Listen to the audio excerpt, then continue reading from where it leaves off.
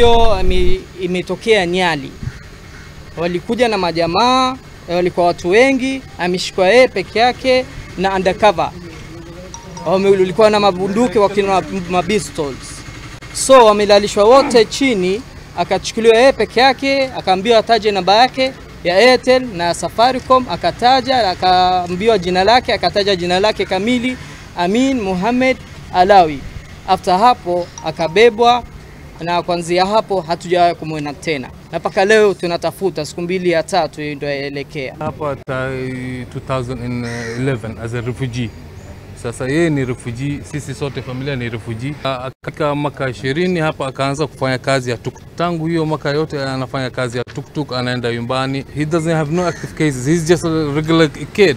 He goes to work, comes back home, eat.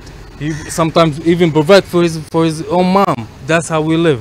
So this is the first case ambayo tumepata in the year 2024. So we are calling upon the Inspector General, the DCI. We are calling upon the government iweze kutulia tuweze kujua kuhusiana na kupotea kwa kijana huyu. So we are not pointing fingers to anyone. We are here to ask for help.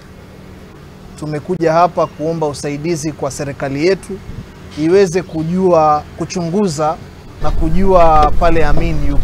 Asking the Kenyan government to assist us to find our son Amin Mohamed Alawy soon as possible.